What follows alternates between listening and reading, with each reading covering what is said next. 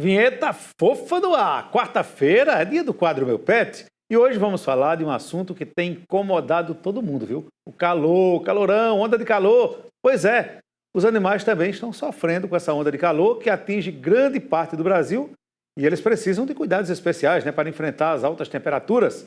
Vamos conferir as dicas.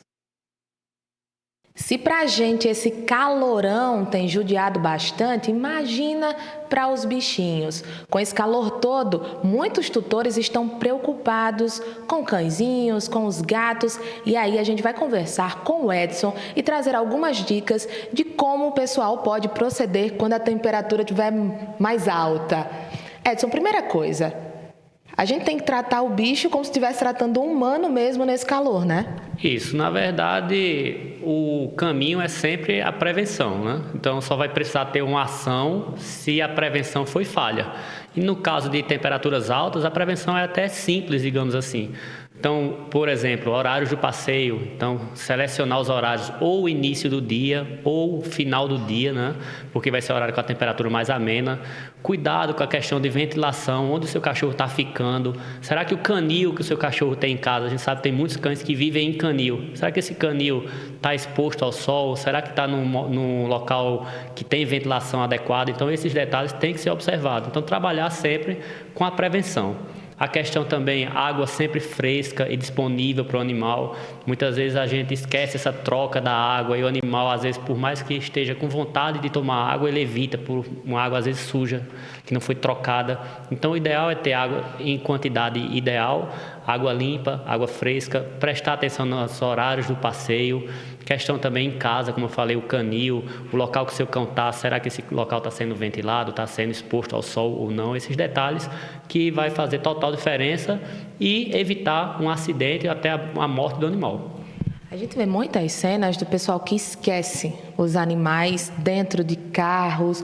Isso também é algo para a gente redobrar a atenção, né? Isso, a atenção tem que ser redobrada nesse período, né? A gente está aí com ondas de calor e não custa nada você verificar se realmente deixou seu pet no carro ou não, né? É bom se atentar a esses detalhes. Se está fazendo uma atividade que vai precisar às pressas, deixa o pet em casa. Não é o momento de sair às pressas, porque nessa correria do dia a dia a gente acaba esquecendo, deixando o cachorro dentro do carro, como às vezes a gente acompanha na televisão. A gente está batendo esse papo, com relação às altas temperaturas e como é que isso afeta os animais. Tem circulado vídeos na internet de cachorros com problemas tipo convulsões com relação a esse calor todo. Acompanhe esse vídeo. Então, já fui metendo água nele com o ventilador de frente pra já ir baixando a temperatura, que não resolveu, cara, porque ele já deveria estar sofrendo isso há um tempo, né? Então eu tava mais debilitado. Já tive outros bulldogs e só de colocar água já resolvia, no que foi a primeira vez. E aí, Ed, eu queria que você me falasse por que isso acontece e quais são as raças que podem sofrer mais com esse calor todo. As raças que mais são afetadas com essa onda de calor são os cães que nós chamamos de braquicefálicos. São cães que têm um focinho achatado, como, por exemplo, o Pug, o Bulldog, como vocês estão vendo aí, é um cão da raça Bulldog nesse vídeo, Shih Tzu, tá? Então, esses cães braquicefálicos são cães que têm a respiração deles é mais comprometida, por conta da anatomia do crânio deles. Então, essa questão, eles sofrem bastante com esse calor. E também raças com pelo mais longo, que tem uma pelagem mais densa também, vêm a sofrer um pouco mais com essa alta das temperaturas. E aí, em episódios como esse, o que é que a gente deve fazer? Como foi visto, né, no vídeo, é tentar fazer o resfriamento do animal, resfriar esse animal. Existe também os repositores de eletrólitos, tá? A gente tem o Gatorade, entre aspas, é o repositor de eletrólito que usa para os humanos, né? Então, a gente tem os veterinários também utilizam o repositor de eletrólito. Então, você pode ter isso como prevenção até na hora do passeio. Depois de um passeio, você reforçar a hidratação do animal com o repositor de eletrólito, né? Então, você resfriar o animal, se isso vier a acontecer, e correr urgente para um veterinário, para um hospital veterinário, para dar um suporte mais adequado. E aí, nesse período, nessa época do ano, existe algum tipo de alimentação diferenciada? A água, por exemplo, muita gente coloca um gelinho ali para dar uma refrescada.